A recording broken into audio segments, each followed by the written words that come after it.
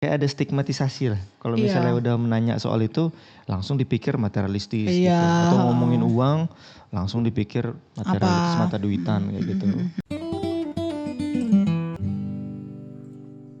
Halo teman-teman, selamat datang kembali di Jalan Bareng Podcast. Ya, Perkenalkan aku Bobby. aku Sepri. Terima kasih untuk teman-teman yang sudah rutin mendengarkan. Betul. Ya, untuk teman yang baru pertama datang, Selamat selamat datang. datang. Ya, consider bisa di subscribe, like, komen, boleh juga di dislike ya kalau kamu nggak suka. Ya, topik kita hari ini adalah Bagaimana mengelola uang? ya. Tapi ini sedikit pengumuman, sedikit peringatan, pengumuman bahwa kami sebenarnya bukan financial Ya. planner, advisor, bukan ahli juga, kami juga masih belajar. Yes. Tapi yang mau kita bahas di sini adalah berdasarkan pengalaman kita sejauh ini dan membaca-baca, tanya sana sini gitu, dan terlebih lagi sih apa kata firman Tuhan ya. Dan boleh lah kan, meskipun kita nggak ada sertifikat financial planner, boleh lah sharing kan? Iya boleh lah. Lagian ini kan Nggak haram kan? Enggak, namanya kan jalan bareng Iya, bersama-sama. Nanti kalau teman-teman mau sharing juga silahkan di Silakan. kolom komen. Kolom komen di bawah ini. Oke, anyway. Oke, siap. Nah gimana nih soal uang ini? Iya sih, memang uang ini kan ya nggak habis sih kalau dia mau diomongin ya. Karena ya sehari-hari kita bertransaksi dengan uang kan. Memakai uang. Memakai uang. Misalnya kayak bapak sayur datang di depan rumah, kita bayarnya pakai uang. Ya. Bapak ketoprak depan rumah, bayar uang. Ini kayaknya yang kita beli sabir cewari ya. Bapak putu, ya kan? Ya bahkan pesan makanan via online platform juga menggunakan uang sebenarnya, meskipun bentuknya bukan fisik kan, seperti yang tadi bapak-bapak tadi gitu. Ya, tapi ya itu sehari-hari sih kita pasti menggunakan uang. Either menggunakan uang atau kita juga mencari uang. Atau ya mencari kan? uang. Dari pekerjaan-pekerjaan kita gitu kan yang menghasilkan income gitu. Yes. Dan topik ini juga menariknya menjadi hal yang cukup sensitif ya. Iya untuk sih. dibicarakan baik secara umum, maksudnya pertemanan umum gitu, ataupun di kalangan komunitas Kristen. Kenapa sih kira-kira menurut Anda? Aku nggak tahu ya. Entah mungkin kita jadi kayak menilai orang itu berdasarkan jumlah uang yang bisa dihasilkan, misalnya salary-nya gitu. Kayak bisa jadi kita ngecap tuh, oh si A teman kita itu nilainya sekian gitu. Teman kita yang si B nilainya sekian gitu, berdasarkan income-nya dia. Oh iya, nah, iya. Misalnya kalau aku sih pribadi ya, kalau aku nggak mau membahas terkait hal-hal yang sensitif kayak gitu. Kalau aku mungkin agak malas, misalnya dalam tanda kutip ya, malas bicara soal uang. Misalnya takutnya orang berpikir aku tuh materialistis gitu. Iya, jadi bisa kayak, juga. misalnya tanya ditawarin pekerjaan apa tuh. Aku rada hesitate untuk nanya dibayar berapa gitu, itu agak ini karena aku takut kayak ya sebenarnya ini ada baik ada enggaknya juga sih ya kayak gini ya gitu. Cuman kalau pribadi aku kayak gitu. Iya. Ya, Tapi memang nggak haram juga kan nanya sebenarnya. Iya, sebenarnya nggak ada masalah sih. Cuman ya itu karena dalam ini at some level nggak apa-apa gitu kan. Nah, tapi karena ya ini itu sensitif, sih. jadi ya kayak ada stigmatisasi lah. Kalau misalnya udah menanya soal itu, langsung dipikir materialistis gitu. Atau ngomongin uang, langsung dipikir materialistis, mata duitan kayak gitu. Padahal enggak ya. Karena uang itu pun sama seperti barang yang lain, cipta-ciptaan bersama kayak mikrofon ini. Itu kan juga sebenarnya anugerah dari Tuhan, pemberian Tuhan buat hidup kita kan. Dan bagaimana kita mengelolanya butuh hikmat, sehingga supaya jangan jadi kacau dalam mengelola uang itu. Betul, yang sudah dipercayakan ke kita. Iya. Nah sebenarnya sih menurut aku orang-orang udah mulai merasa sekarang ini ya trennya udah mulai merasa kayaknya penting deh tahu bagaimana mengelola uang, ya nggak sih? Udah mulai melek ya? Udah mulai melek, istilahnya apa sih, financial literacy ya atau apa Ya, gitu. betul. Itulah juga kenapa mulai banyak sekarang kan bermunculan yang tadi kita sebut ya, waktu financial planner, atau expert. Iya, financial expert, advisor, terus banyak juga tuh sekarang webinar-webinar. Benar. Ya kan, untuk orang tua milenial bagaimana menyiapkan dana pendidikan segala macam gitu. Ya kan, itu sebenarnya menunjukkan simply ya kita udah dapat uang kita nggak tahu gitu, atau kita kurang pengetahuan lah gimana ya mengelola dan mengatur uang kita ini gitu. Ya sebenarnya itu di dalam satu sisi ya itu menunjukkan hal baik sih ya. Misalnya kayak kita nggak tahu apa ya yang harus kulakukan dengan salary yang aku dapatkan bulan ini gitu. Kalau misalnya aku hambur-hamburkan kayak sense dasar manusia. Kalau aku hambur-hamburkan gitu doang, misalnya beli apapun yang aku inginkan, gimana aku akan bertahan hidup untuk bulan berikutnya. Itu kayak sense yang udah ada lah gitu, terbentuk gitu. Ya kalau manusia yang inilah ya. Tapi kalau menghambur-hamburkan dengan, ada juga sih memang orang yang menghambur-hamburkan doang tanpa berpikir. Tapi rata-rata orang udah mulai punya literasi yang baik kayak kamu bilang tadi, mulai melek. Dan satu sisi ini kayak hal yang baik mencari financial planner supaya alokasiku itu baik dan tepat gitu. Biar jangan sembarangan kemana-mana gitu kan. Misalnya kayak mau nabung atau mau investasi kah, bentuknya seperti apa, terus modalitasnya apa kayak gitu. Berapa persen. Berapa persen kayak gitu. Kemudian yang kedua juga tekanan sosial. Misalnya wah orang udah pakai financial planner. Kayaknya kalau misalnya aku nggak pakai, aku salah nih gitu. Makanya bener. Orang berbondong-bondong ikut belajar kayak gitu. Ya sebenarnya gak salah juga sih gitu ya kalau misalnya itu. Salah juga sih. Atau mungkin yang berikutnya juga karena kalau kayak kondisi kita awam banget gitu soal perekonomian ini ya.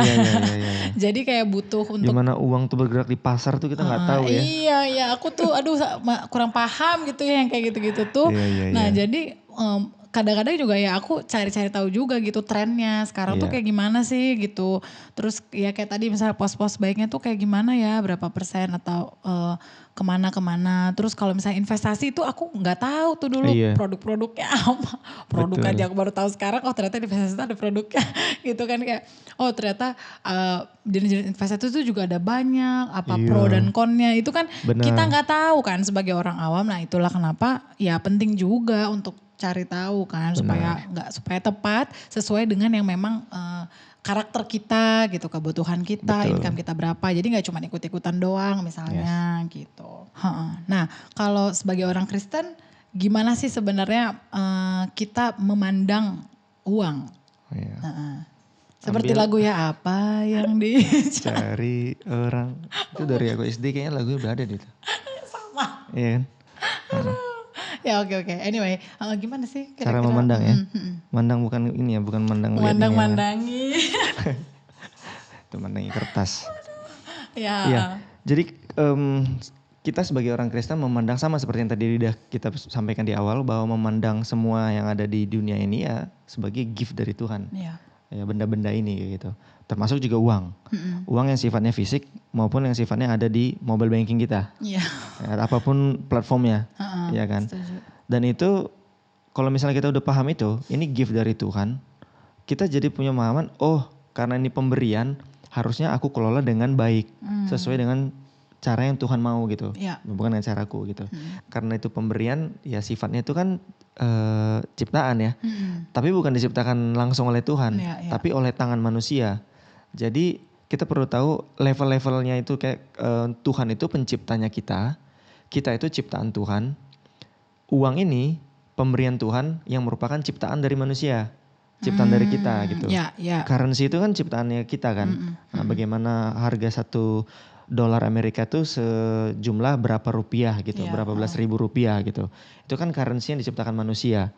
Nah cuman orang-orang sering menjadikan uang ini kebalik. Uang ini jadi Tuhannya.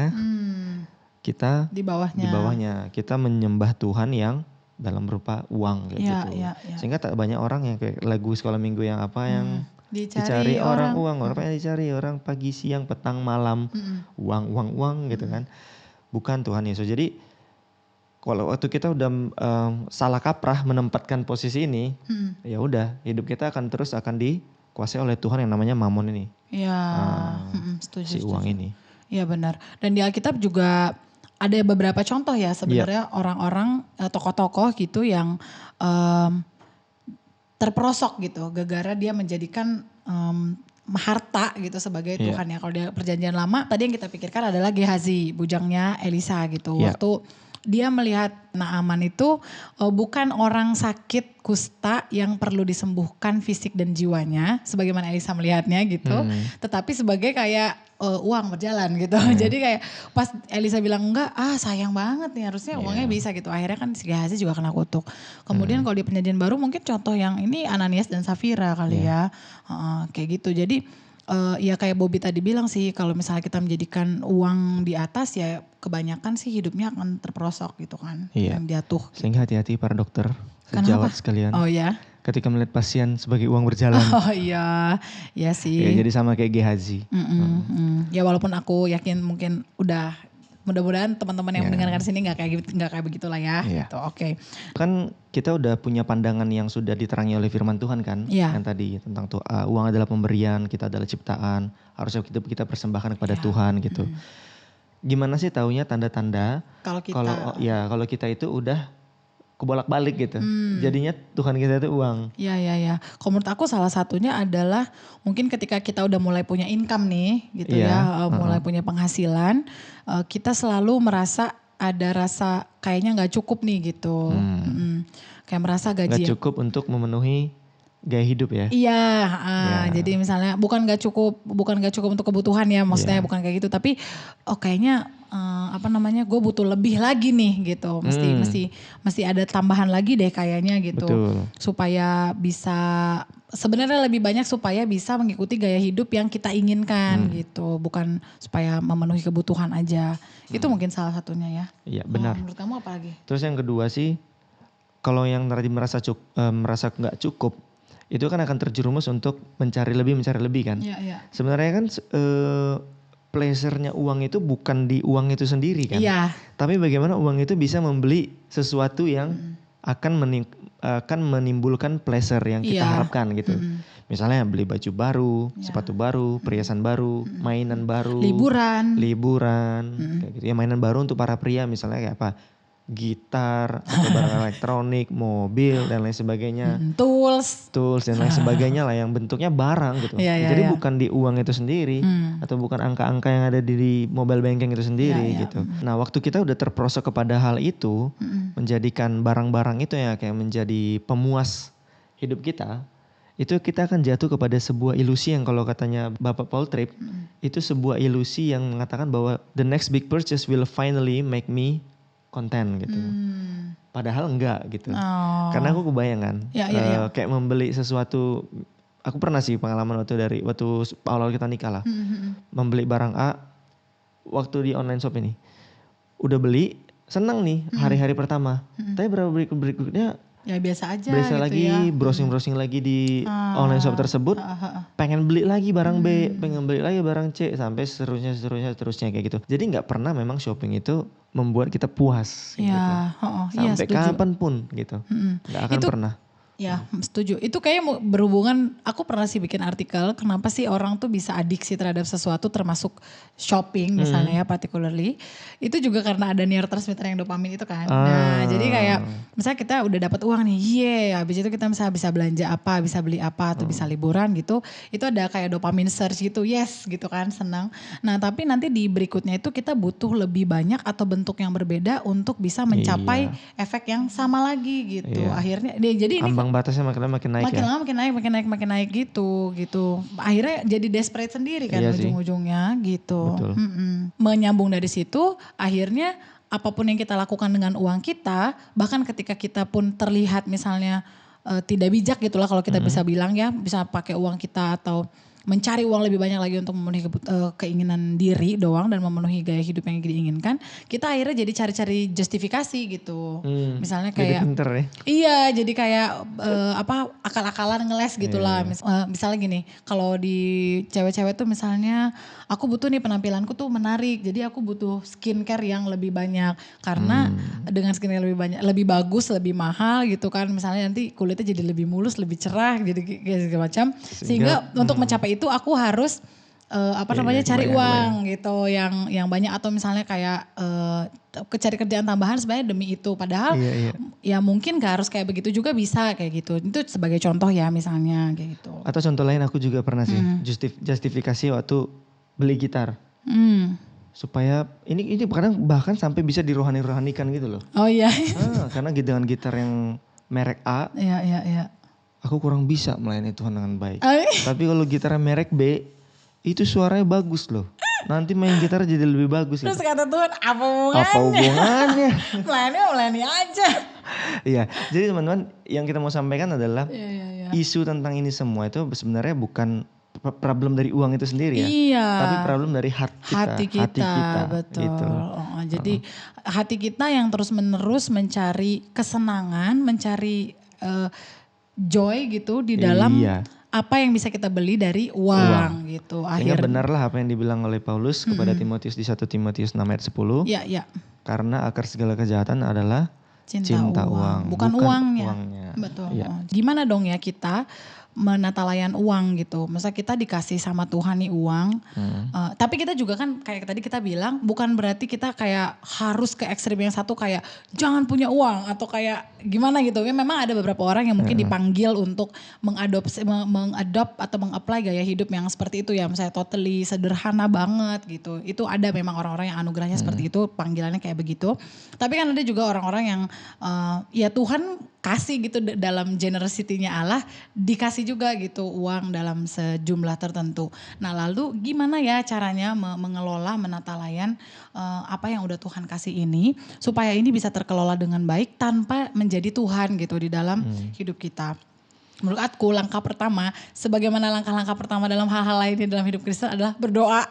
Jangan bosan ya teman-teman gitu. Iya. Kenapa sih berdoa? Kalau aku merasa ya karena emang gak punya hikmat sih untuk mengatur pemberian ini gitu. Jadi kayak aku sebagai ibu-ibu mungkin teman-teman lain yang udah menikah juga merasa ya kayak ada kayak sedikit tanggung jawab yang unik untuk gimana nih kita bisa pintar dan bijak gitu mengatur keuangan. Dan itu tuh pengetahuan akan mengelola keuangan ini tuh evolving terus kan gitu. Kayak aku di tahun pertama pernikahan aku bisa bilang berbeda dengan aku di tahun kelima pernikahan ini dalam hal mengelola uang gitu. Dan karena itu di dalam prosesnya harus terus menerus meminta hikmat sama Tuhan gitu. Meminta kebijaksanaan untuk situasi kayak begini kayak gimana ya Tuhan dengan income yang segede X ini apa yang harus aku lakukan gitu supaya yang nggak nggak jatuh di dalam yang tadi kita bilang itu uang jadi Tuhan. Dan berdoa juga mungkin kalau misalnya udah bablas gitu ya, misalnya kita baru ya sayang banget gitu ya, misalnya gitarnya uangnya dipakai beli gitar mahal, terus habis itu pas gitarnya nyampe kita menyesal gitu kan. Yang pertama ya berdoa untuk memohon pengampunan, meminta lagi hikmat agar berikutnya juga Tuhan terus tolong, menyerahkan diri untuk ditolong sama Tuhan. Dan berdoa untuk kerendahan hati supaya tidak menyalahkan orang-orang yang ada di sekitar gitu. Misalnya kamu sih nggak bisa bikin aku happy, jadi aku harus cari ABC supaya aku bisa happy misalnya kayak gitu. Jadi itu error banget ya. Iya, jadi untuk punya kerendahan hati supaya nggak ya mengakui dosa aja gitu, nggak usah menyalah-nyalahkan atau mencari alasan. Gitu. Kemudian yang kedua adalah mencegah itu lebih baik daripada mengobati. Iya. Ya betul, setuju. In every area of life. In every area of life, ya. Apa yang terjadi dalam kehidupan kami dalam proses mengelola uang ini, itu evolving banget sama yang kayak kata Sepri tadi dari tahun pertama sampai tahun kelima pernikahan ini beda banget. Tapi satu yang tetap teguh kami pegang adalah kami berkeluarga tidak boleh punya kartu kredit. Itu dari awal, bahkan sejak kami pacaran dulu itu udah komit banget kami nggak mau punya kartu kredit. Bahkan yang kartunya yang bentuknya kartu fisik maupun yang bentuknya aplikasi itu kami nggak mau. Bahkan dulu pernah ya waktu aku buka suatu bank tertentu, dikirim tanpa ada inform konsen, dikirim sendiri itu kartunya ke kosan ya. Bukan ke kosan ya, ke kontrakan. Bukan, ke rumah sakit. Ke rumah sakit, ke rumah sakit. Habis aku lihat kenapa ada ini. Kemudian tanpa pikir panjang apa yang aku lakukan, aku gunting langsung kartu itu tanpa pernah diaktifasi sama sekali, kemudian masukin tong sampah. Ya kayak gitu. Jadi keluarga kami komit mencegah apa supaya uang yang kami punya dari pemberian Tuhan itu tidak kami foya-foyakan untuk membeli hal-hal yang tidak kami butuhkan sebenarnya. Itu hanya memuaskan untuk gaya hidup kayak gitu. Iya, karena kalau kami menyadari salah satu kelemahan kami mungkin, maksudnya kita sendiri berdua gitu sadar kita tuh lemah gitu dalam hal menahan diri gitu. Agak kayaknya kita ada sense untuk agak tamak dan greedy gitu. Jadi akhirnya kayaknya kita mesti mencegah nih dengan cara gak pakai CC atau gak apply CC.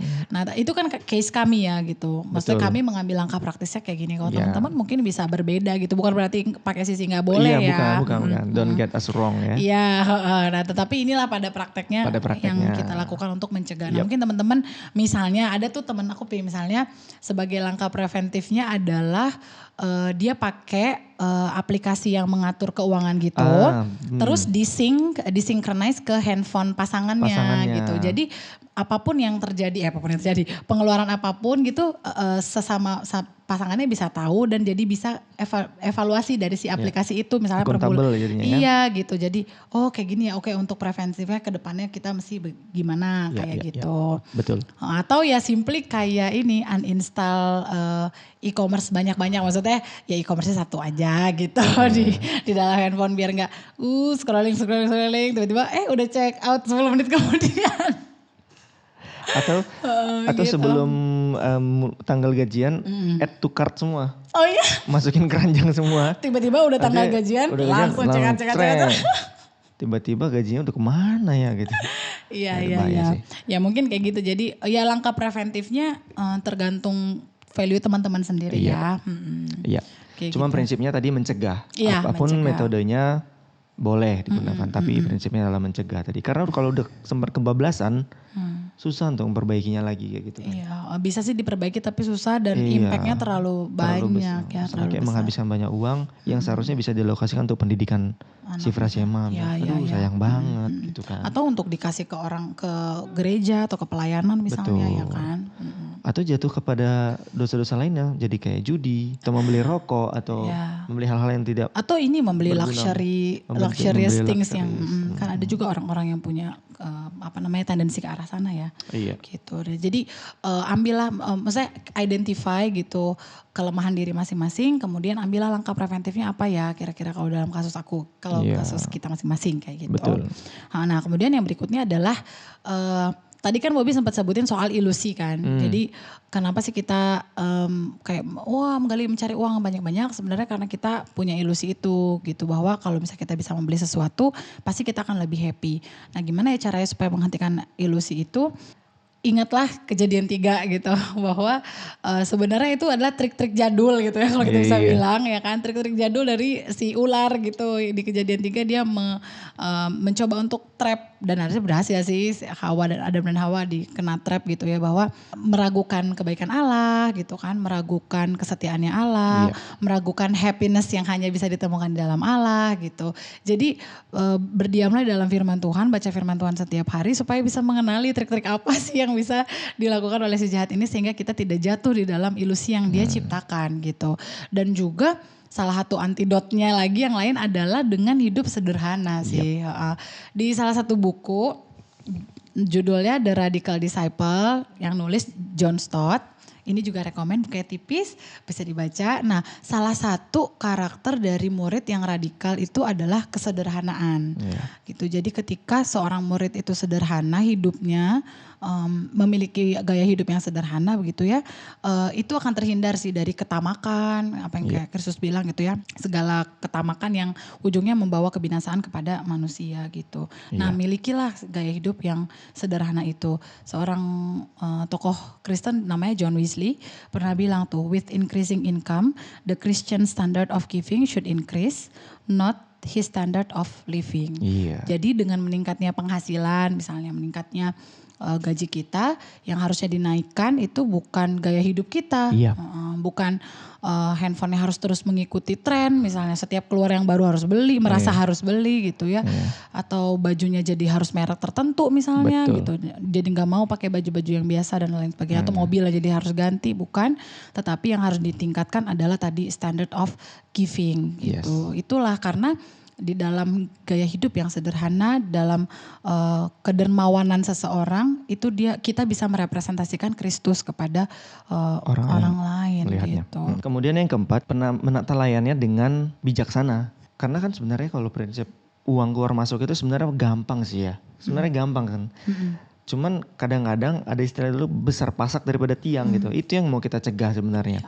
Oleh karena itu penting banget mengalokasikan atau kayak membuat pos-pos keuangan yang akan kita alokasikan tiap bulannya. Iya. Kayak aku ingat banget tuh kamu dulu di awal pernikahan pakai amplop. Iya. Masukin di amplop itu jumlah uang yang akan kita beli untuk groceries, bayar listrik, bensin motor dan lain sebagainya gitu kan. Nah kalau misalnya itu udah habis berarti ada yang harus di-cut gitu. Enggak boleh misalnya ngambil lagi dari tabungan. Itu udah itu banget dulu, saklek banget. Nah dengan sekarang ya ada banyak lah aplikasi ya. Kita nggak endorse salah satu aplikasi tapi teman-teman boleh pakai apa aja aplikasi. Yang penting dia membagi keuangan misalnya listrik berapa, beli makanan sehari-hari berapa, pampers berapa gitu kalau misalnya anaknya masih kecil. Kemudian kebutuhan anak untuk les kayak gitu-gitu ya kan. Bahkan kegiatan-kegiatan yang refreshing kayak itu pun boleh dialokasiin ya kan. Ya jadi kita bukan anti ya. Iya hobi gitu kan. Hobi boleh gitu. Tapi dengan mengalokasi yang tadi ingat ada persen-persennya kayak gitu. Ada persen-persennya yang kita alokasikan sesuai dengan pos-pos tadi. Betul, jangan setuju. terlalu banyak untuk luxuriesnya ataupun rekreasinya. Nanti misalnya kayak makannya dikurangin kayak gitu atau persembahannya dikurangi itu yang salah gitu kan. Nah, jadi kita bukan orang yang anti yang namanya investasi, anti yang namanya menabung, anti yang namanya memberi persen bukan. Tapi kita dengan bijaksana mengalokasikan itu semua untuk kemuliaan Tuhan. Supaya apa? Supaya kita makin sadar bahwa Tuhan pencipta kita ciptaan, uang ini pemberian Tuhan, sehingga bisa kita kelola dengan baik, sehingga nggak jadi kebolak-balik. Nggak jadi kebolak-balik urutannya ya. Nah, jadi uang yang ngatur kita, beli ini, beli setuju. beli itu, gitu.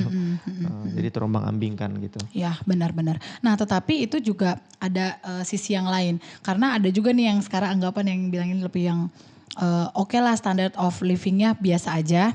Nah tetapi bukan standard of giving juga yang dinaikin. Tapi tabungan dan investasi yang. Standard of investing ya. Iya jadi kayak investasinya nih harus kita tambahin terus-terusan. Atau kayak tabungannya terus gitu kayak harus makin bertambah gitu. Meskipun orang hidup dengan sederhana yang kamu bilang tadi. Tapi sederhana untuk tujuan dia ada investasi banyak gitu. Lagi-lagi jangan salah tangkap sama kita. Kita tuh bukan orang yang anti investasi. Maksudnya nggak boleh investasi gitu. Boleh investasi. Cuman kalau udah investasi itu yang menjadi tujuan kita. Bahkan sampai-sampai aku takut 5 tahun lagi aku akan kenapa-kenapa. Sehingga aku butuh investasi. Jadi kayak kita takutnya itu bukan bahkan mengandalkan Tuhan akan hari esok, tapi mengandalkan si investasi itu. Benar, gitu. Betul. Nah, jadinya hidup sederhana. Tapi investasi makin membludak supaya seperti yang perumpamaan Tuhan Yesus kan. Orang yang mengumpulkan di lumbungnya itu supaya dia merasa supaya besok. Orang kayak yang bodoh ya. Iya, supaya aku tenang hidupku. Tahu-tahu besok dia mati gitu. Iya benar. Ya jadi maksudnya kita boleh berinvestasi, menabung gitu ya. Tetapi janganlah lahir dari rasa takut akan masa depan gitu. Jadi tapi karena kita mau mengelola ini dan kelak pun ini kalau mau dipakai nanti untuk menolong orang lain, menolong keluarga atau untuk hal-hal yang lain yang kita nggak tahu, ada yang sakit atau ada yang kedukaan, kita nggak tahu kan. Itu tujuannya, tapi bukan untuk supaya kita makin prosperous, kita makin kaya, atau kita meletakkan keamanan jiwa kita pada hal tersebut. Karena seperti yang di Tuhan kasih tahu di Lukas 12 yang di orang kaya bodoh itu juga kan gitu ya. Ketika dia membangun lumbung yang makin besar, dia kan bilang jiwaku tenanglah gitu karena hartanya udah banyak. Taunya dalam semalam kan habis yang kayak kamu bilang tadi juga kan. Jadi ya itu sih maksudnya berinvestasilah tetapi tidak lahir dari rasa takut gitu. Dan ini tuh akan tercermin ketika misalnya nih kalau kayak aku kan freelance ya kerjaannya gitu ya. Jadi kan kadang-kadang income-nya tuh gak fix ya gitu. Nah kalau yang waktu dahulu gitu, waktu sebelum mengetahui kebenaran ini, kalau misalnya suatu kali misalnya income-nya agak turun, itu aku akan kayak aduh jadi gak bisa invest segini nih untuk dana darurat jadinya gak bisa nih bisanya. Jadi kayak ada rasa takut malah jadi itu yang utama gitu. Padahal malah jadi investasinya harus fix terus. Gitu. Nah nanti yang makannya yang apa kayak gitu misalnya malah kan. Persembahan dikurangi. Iya Nah itu. Makan dikurangin, salah ngasih itu. ke orang misalnya yang butuh dikurangin. Bukan kayak begitu, tapi ketika income-nya mungkin fluktuatif, ya menurut kami ya, yang investasi ini juga nggak apa-apa sih, fleksibel aja gitu. Betul. Karena keamanan kita toh bukan di situ. Investasi, menabung, menyimpan dana darurat dan segala macam itu adalah bentuk tadi stewardship kita terhadap uang kayak gitu. Ya gitu nyambung sih dengan episode kita sebelumnya ya. Apalagi dengan aku kondisi sekarang sudah resign, nggak ada pekerjaan, cuman kamu tulang punggung. Investasi yang langsung kita cut. Iya kan? Yang tadinya kita nabung berapa, sekarang tabungan di stop dulu untuk kita supaya bisa sustain, bisa makan sehari-hari kayak gitu. Ya yang kayak begitu gitu. Iya, jadi harus berhikmatlah minta tolong Tuhan. Iya, aku baru mau berhikmat. Kita sehati ya. Ya itu, jadi berhikmatlah minta, ini Tuhan kami ada di situasi spesifik kayak begini, kayak gimana ya gitu. Dan habis itu berdiskusilah sama pasangan. Kalau misalnya belum punya pasangan, sama orang tua, sama orang yang kita percaya misalnya kayak mana ya gitu. Tuhan pasti akan kasih hikmat sih gitu. Dan itu memerdekakan ketika kita udah mengetahui kebenaran daripadanya. Betul. Kemudian yang terakhir? Nah yang terakhir adalah hiduplah bukan untuk uang tapi untuk Kristus. Oke, ini terdengar mungkin kayak tapi ini main poinnya. Iya, benar. Kenapa kita mesti menata layan uang? Supaya kita bukan hidup untuk uang itu, tetapi hidup untuk Kristus. Kenapa kita harus mengadop simple living gitu? Ya karena Kristus sendiri dari kemuliaannya sana datang ke dunia untuk melayani ya gitu. Dan untuk dan gaya hidupnya Kristus udah jelas banget lah di dalam Injil ya, sederhana. Dan rasul-rasulnya pun demikian kan. Bahkan waktu itu yang pernah aku dengar salah satu khotbah tuh, Rasul Paulus bahkan sampai akhir hidupnya tinggal di sebuah rumah sewaan gitu. Mengontrak. Jadi kayak tokoh-tokoh di dalam Alkitab gitu, tokoh-tokoh iman gitu kan. Bahkan Kristus sendiri pun hidupnya tuh hidup yang sederhana. Nah, Kristus yang seperti apa yang mau kita tampilkan kepada dunia ini gitu. Kalau misalnya kita menjadikan uang yang paling utama. John Piper tuh dulu pernah bilang, belajarlah supaya orang lain tuh bisa melihat bahwa Kristus lebih berharga daripada ilmumu, misalnya daripada titelmu. Misalnya bekerjalah supaya orang lain tuh melihat Kristus lebih berharga daripada uangmu gitu. Jadi emang agak paradoks dan kayak agak membingungkan, tapi ya itulah hidup orang Kristen sih gitu.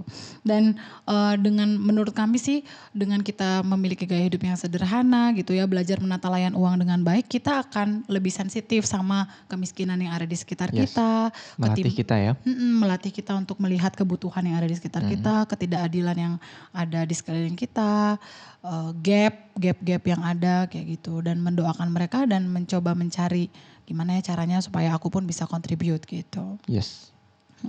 Oke teman-teman, kira-kira itu topik bahasan kita. Agak susah ya. Yang pasti masih secuil karena ini arahnya besar banget dan ranahnya luas banget. Tapi yang mau kita iniin adalah poin-poin dari beberapa artikel yang udah kita baca tadi, seperti dari Paul Tripp, hidupnya John Wesley, bahkan beberapa juga kita baca dari Josh Muller. Ya ini kiranya bisa diaplikasikan supaya menjadi penata layan yang baik untuk uang yang sudah Tuhan anugerahkan bagi kita. Setuju sekali. Baiklah. Terima kasih untuk teman yang sudah mendengarkan sampai akhir. Sampai berjumpa lagi di episode berikutnya. Bye. Bye.